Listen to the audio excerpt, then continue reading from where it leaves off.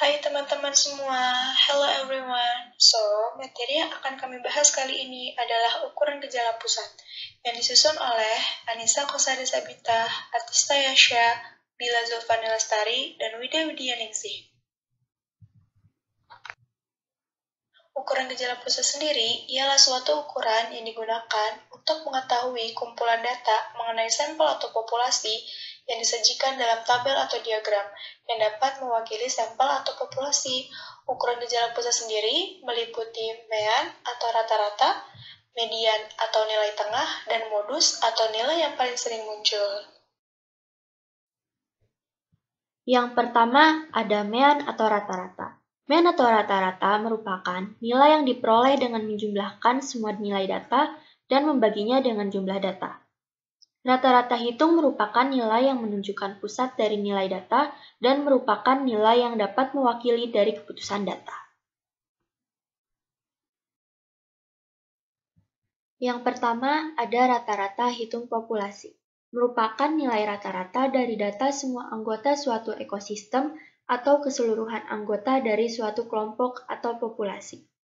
Dirumuskan, rata-rata hitung populasi sama dengan jumlah seluruh nilai dalam populasi dibagi jumlah data atau observasi dalam populasi. Atau bisa ditulis mu sama dengan sigma X per N. Contoh soal, berikut ini adalah nilai kredit dalam triliun rupiah yang disalurkan oleh 5 bank terbesar di Indonesia pada tahun 2006. Berapa rata-rata hitung sahamnya? Dalam contoh soal dapat diperoleh penyelesaian di mana jumlah seluruh nilai dalam populasi dibagi dengan jumlah data atau observasi dalam populasi. Yang diketahui adalah jumlah seluruh nilai populasinya 41 ditambah 90 ditambah 61 ditambah 117 ditambah 66 dibagi dengan jumlah datanya adalah 5. Maka diperoleh 375 dibagi dengan 5 dengan hasil 75. Jadi rata-rata nilai kredit dari 5 bank terbesar di Indonesia pada tahun 2006 adalah 75 triliun rupiah. Kemudian ada rata-rata hitung sampel. Rata-rata hitung sampel merupakan nilai rata-rata yang ditemukan dalam sampel. Rumusnya, rata-rata hitung sampel sama dengan jumlah seluruh nilai dalam sampel dibagi jumlah data atau observasi dalam sampel. Dapat ditulis mu sama dengan sigma X per N. Contoh soal, pada tahun 2007 di BEJ tercatat 350 emiten. Misalkan dari seluruh emiten sebanyak 37 perusahaan mengumumkan akan membagikan dividen untuk tahun buku 2006. Dari 37 emiten tersebut, 9 perusahaan diambil laporan kinerja keuangannya. Data kinerja keuangan dari 9 perusahaan tersebut adalah sebagai berikut. Dari data di samping, hitunglah rata-rata sampel untuk total aset. 37 perusahaan merupakan populasi dan 9 perusahaan merupakan sampel. Maka penyelesaiannya adalah dengan menjumlahkan seluruh nilai dari sampel tersebut dibagi dengan jumlah data. Maka akan diperoleh sebesar 85.959 dibagi dengan 9. Dengan hasil 9.551. Jadi rata-rata hitung total aset dari perusahaan sampel yang membagikan dividen adalah 9.551 miliar rupiah. Rata-rata hitung tertimbang. Apa itu rata-rata hitung tertimbang? Rata-rata tertimbang atau terbobot adalah rata-rata yang dihitung dengan memperhitungkan timbangan atau bobot untuk setiap datanya. Setiap penimbang atau bobot tersebut merupakan pasangan setiap data. Untuk rumus rata-rata hitung tertimbang adalah rata-rata tertimbang sama dengan W1 dikali X1 ditambah W2 dikali X2 ditambah W3 dikali X3 ditambah Wn dikali Xn per W1 ditambah W2 ditambah W3 ditambah Wn. Atau bisa juga rata-rata tertimbang sama dengan sigma W dikali X dibagi sigma W.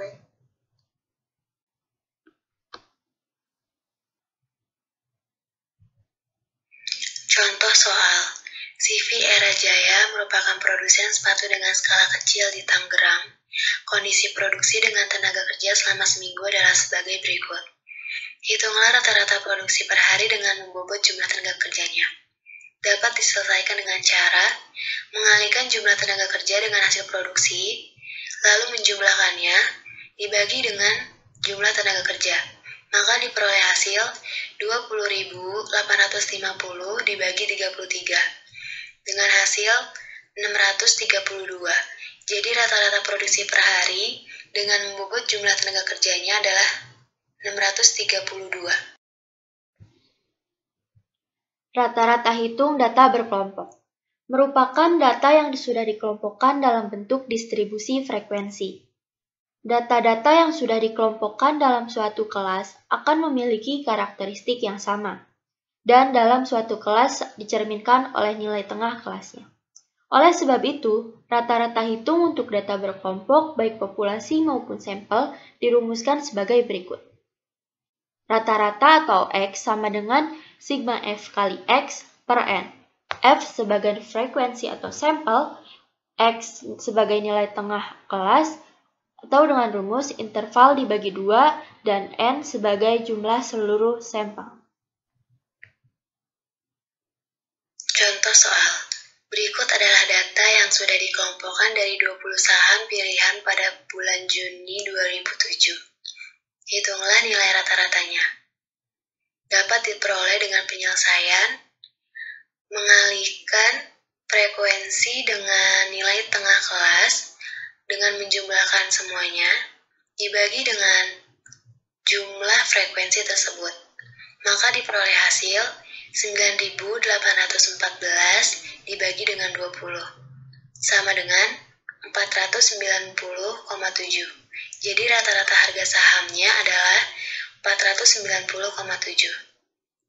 Perlu diingat, jika nilai tengah belum diketahui, maka mencari nilai tengah dengan cara menambahkan nilai interval lalu dibagi 2 dan dikalikan dengan frekuensi dan dibagi dengan jumlah frekuensi.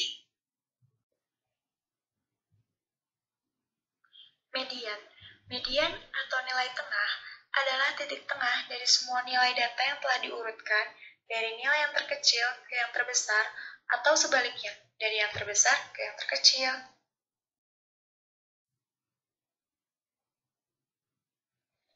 Median atau nilai tengah terbagi menjadi dua. Yang pertama, ada median untuk data tidak berkelompok. Apa sih median untuk data tidak berkelompok itu?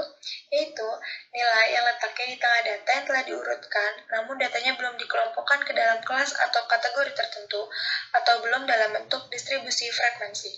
Cara untuk mencari nilai median di data tidak berkelompok adalah letak dari median dapat dicari dengan rumus N plus 1/2. Atau, apabila jumlah datanya ganjil, maka nilai median merupakan nilai yang letaknya di tengah data. Apabila jumlah datanya genap, maka nilai median merupakan nilai rata-rata dari dua data yang letaknya berada di tengah. Sebelum kita mencari mediannya, yang pasti kita harus mengurutkan datanya dari yang terkecil ke yang terbesar atau sebaliknya, dari yang terbesar ke yang terkecil. Contoh soal. Berikut adalah rencana penambahan pesawat dari 6 perusahaan maskapai penerbangan nasional pada tahun 2007.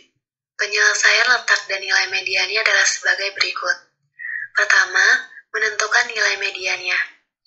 Dengan rumus N plus 1 dibagi dengan 2, di mana N adalah 6 ditambah 1 dibagi dengan 2 dengan hasil 3,5. Kedua, mengurutkan data dari yang terbesar ke yang terkecil dengan urutan menjadi 30 pada letak pertama, 8 pada letak kedua, 8 pada letak ketiga, 6 pada letak keempat, 3 pada letak kelima, dan 2 pada letak keenam. Ketiga, letak median sudah diketahui, yaitu 3,5, terletak antara urutan letak 3 dan 4. Jadi nilai mediannya adalah ketiga ditambah nilai keempat dibagi dengan 2, yaitu adalah 7. Jadi nilai mediannya adalah 7.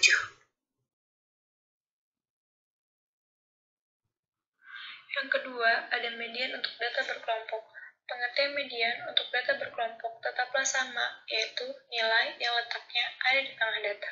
Yang membedakannya adalah pada data berkelompok, nilai informasi atau karakteristik dari masing-masing data tidak dapat diidentifikasi lagi. Yang dapat diketahui hanya karakter dari kelas atau intervalnya. Akibatnya, akan terdapat kesulitan dalam menentukan nilai median yang tepat pada suatu interval kelas. Oleh sebab itu, pengukuran dilakukan dengan cara sebagai berikut. 1. Menentukan letak kelas di mana nilai median berada. Letak median untuk data berkelompok adalah N dibagi 2, di mana N adalah jumlah frekuensi. Yang kedua, melakukan interpolasi di kelas median untuk mendapatkan nilai median dengan rumus sebagai berikut.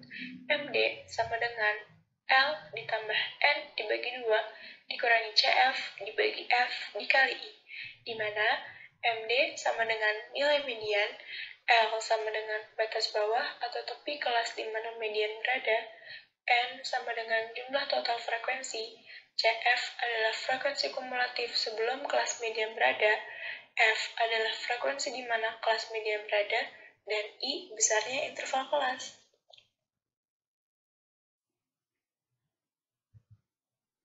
Contoh soal, hitunglah median dari 20 harga saham pilihan pada bulan Juni 2007 di BEJ. Dapat diselesaikan dengan cara pertama, menentukan letak kelas median yaitu dengan rumus N dibagi dengan 2. Karena ada 20 harga saham pilihan bulan Juni 2007, maka letak mediannya adalah 20 dibagi dengan 2, yaitu 10. Nilai letak 10 terletak pada kelas ketiga dengan interval 448 sampai 591, menggunakan rumus untuk menentukan mediannya, yaitu MD atau nilai median sama dengan nilai batas ditambah N per 2 dikurang dengan frekuensi kumulatif dibagi dengan frekuensi dikali dengan besar interval kelasnya. Maka diperoleh 447,5 ditambah 20 dibagi 2 minus 7 dibagi 9 dikali 144 dengan hasil 495,17. Jadi nilai median dari 20 saham pilihan pada bulan Juni 2007 di BEJ adalah 495,17. Modus atau nilai yang paling sering muncul. Apa sih modus itu? Modus adalah suatu nilai pengamatan yang paling sering muncul. Modus sebagai ukuran pemusatan memiliki kelebihan dan kekurangan. Kelebihan modus ialah mudah ditemukan, dapat digunakan untuk semua skala pengukuran, serta tidak dipengaruhi oleh nilai ekstrim. Kelemahannya, terkadang sekumpulan data tidak memiliki modus atau memiliki modus yang lebih dari satu. Cara untuk mencari modus yang pertama, untuk data tidak berkelompok, maka modus adalah nilai yang paling sering muncul atau frekuensi yang paling banyak. Untuk data berkelompok, maka modus bisa diperoleh dari rumus sebagai berikut. Modus sama dengan L ditambah D1 dibagi D1 ditambah D2 dikali I, di mana L adalah batas bawah atau tepi kelas di mana modus berada. D1 adalah selisih frekuensi kelas modus dengan kelas sebelumnya. D2 adalah selisih frekuensi kelas modus dengan kelas sesudahnya. I besarnya interval kelas.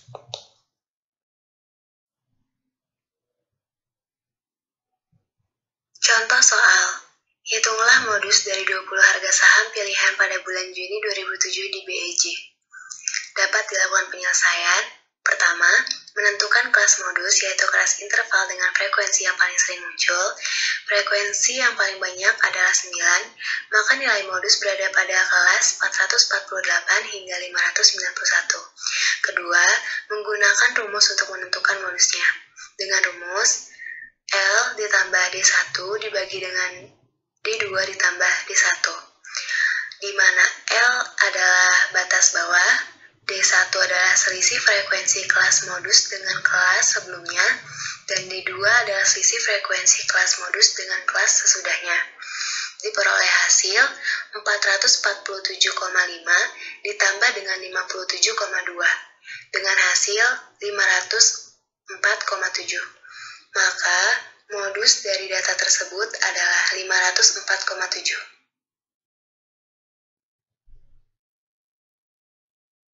Jadi, itu dia pembahasan mengenai ukuran gejala pusat.